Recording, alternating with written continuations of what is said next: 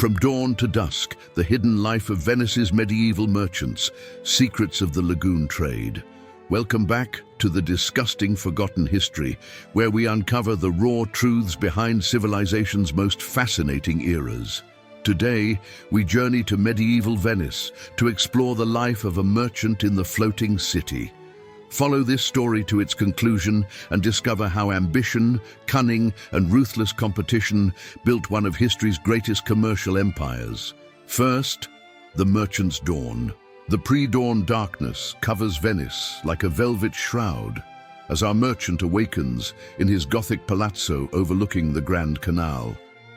Cold stone floors meet his feet as servants light oil lamps throughout the residence, their flickering flames casting dancing shadows on frescoed walls. He kneels before his private altar, whispering prayers to Saint Mark while fingering Byzantine prayer beads imported from Constantinople.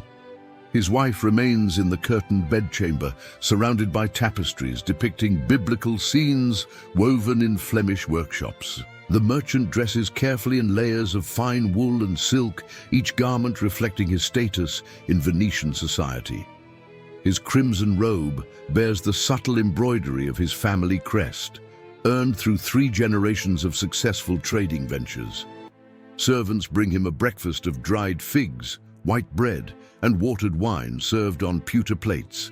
He eats quickly while reviewing parchment documents detailing cargo manifests from ships expected to arrive this week. His eldest son joins him, barely 15 years old, but already training in the complex art of maritime commerce.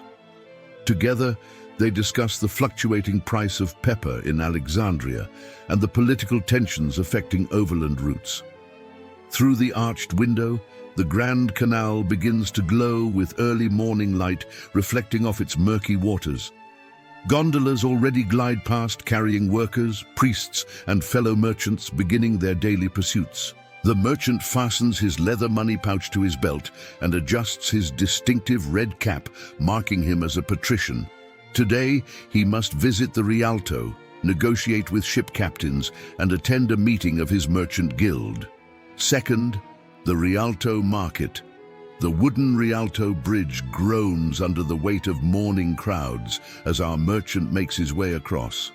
Fishmongers shout their wares while pickpockets work the densest sections where wealthy traders congregate in discussion. The market sprawls across both sides of the Grand Canal, a chaotic maze of temporary stalls and permanent stone structures. Exotic spices from the east mingle with the stench of fish, creating an overwhelming assault on the senses. Our merchant stops at a silk dealer's stall, running experienced fingers across bolts of Damascus damask. He haggles in a mixture of Venetian dialect and Mediterranean lingua franca, never revealing his true interest. Nearby, a spice merchant displays pyramids of black pepper, cinnamon sticks, and precious saffron threads worth their weight in silver. Our merchant examines the goods carefully, checking for adulterants mixed in by dishonest suppliers. A rival merchant from the Contarini family approaches with false warmth and hidden daggers in his words. They exchange pleasantries, while each attempts to extract information about the other's business ventures and shipping schedules. The morning sun climbs higher, illuminating the Gothic facades of surrounding palazzos and the distinctive Byzantine domes of San Marco. Street performers and beggars work the crowds, while armed guards protect the wealthiest traders from theft. Our merchant concludes his business at the Rialto, having secured contracts for alum from Phocaea and quality wool from England. He leaves quickly, avoiding the growing afternoon heat and the increasingly aggressive competition for buyers. Third, the warehouse secrets. The merchant's warehouse sits near the arsenal, its thick stone walls protecting precious cargo from thieves and fire. Heavy wooden doors, reinforced with iron bands, open to reveal stacks of crates, barrels, and bundles reaching toward vaulted ceilings. Inside, the air hangs thick with the scent of spices, damp wood, and the musty odor of aging cloth. Workers move efficiently between storage areas, their bare feet silent on the worn stone floors. Our merchant consults with his chief warehouse keeper, a Greek slave freed for his exceptional accounting skills and absolute loyalty. They review inventory lists written in cipher to prevent competitors from learning trade secrets. Bolts of Flemish wool stand beside Syrian glass vessels packed carefully in straw and wooden frames. Persian carpets roll beside barrels of Malmsey wine from Crete and crates of precious cochineal dye from North Africa. The merchant personally inspects a shipment of pepper that arrived last week, checking each sack for water damage or dilution.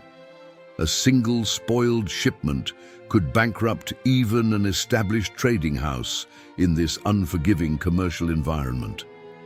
He meets with 3 potential investors interested in financing his next voyage to the Levant. They negotiate the terms of a colleganza partnership, dividing risks and future profits according to ancient Venetian maritime law. Documents are drawn up on vellum by a notary, sealed with wax, bearing each party's distinctive mark.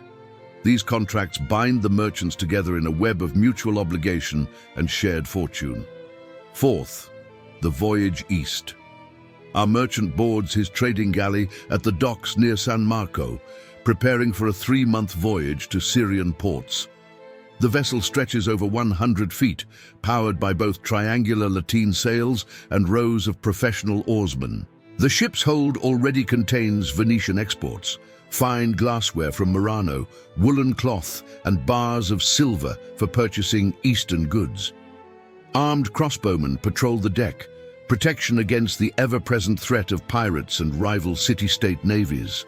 The captain, a grizzled veteran of 40 Mediterranean crossings, consults charts drawn on treated sheepskin. He traces routes avoiding Ottoman-controlled waters while seeking favorable winds and safe harboring points along the Dalmatian coast. As Venice's distinctive skyline fades behind them, the merchant descends to his private cabin beneath the stern deck. Here he keeps additional ledgers, letters of credit from Genoese bankers, and a small chest of gold florins. The voyage proceeds through the Adriatic, past Croatian islands, where Slavic pirates hide in limestone caves. The galley stops at Ragusa for fresh water and news of eastern markets from fellow merchants. Storms in the Ionian Sea test both ship and crew as waves crash over the rowing benches. The merchant prays to St. Nicholas, patron of sailors, while crew members bail water frantically. Finally, the Syrian coast appears through morning mist, minarets, and fortress walls marking the port of Acre. Our merchant prepares for the delicate negotiations ahead, where a single wrong word could mean commercial disaster or incredible profit. Fifth, the evening reckoning. Months later, back in Venice, our merchant sits in his private counting house, surrounded by towers of ledgers and account books. Candles burn low as he calculates the profits from his eastern voyage using an abacus and Arabic numerals. The expedition yielded exceptional returns: Syrian silk worth 3 times its purchase price, Egyptian cotton, and precious aloe wood. After deducting expenses for crew wages, customs duties, and partnership shares, his personal profit reaches nearly 600 gold ducats. He records these figures in cipher, maintaining separate sets of books for tax collectors and private reference. Trust is a luxury in Venetian commerce, where even brothers betray each other for commercial advantage. A servant announces the arrival of 2 senators from the Great Council seeking his support for upcoming votes. Politics and commerce intertwine inseparably in Venice, where merchant wealth translates directly into political power. The merchant serves them wine from his private cellars while discussing proposed regulations on foreign traders. He promises financial support for their faction in exchange for favorable treatment in the spice monopoly negotiations. Through his window, evening bells ring across the city as churches call the faithful to Vespers. The Grand Canal glows with reflected torchlight from passing gondolas, carrying nobles to evening entertainments. Our merchant feels the weight of his success and the burden of maintaining it in this ruthless commercial republic. Tomorrow brings new opportunities, new rivals, and new schemes in the eternal game of Venetian trade. The life of a Venetian merchant was far from the romantic vision often portrayed in popular imagination. These were calculating businessmen who built fortunes through shrewd negotiation, calculated risks, and sometimes ruthless competition. Their legacy shaped not just Venice, but the entire framework of modern capitalism and international commerce. If you enjoyed this journey into authentic medieval history, support the disgusting forgotten history by liking this video, leaving your thoughts in the comments below, and subscribing for more explorations of the past's hidden truths. Share this with anyone fascinated by the real stories behind historical myths. Until next time, keep questioning the legends.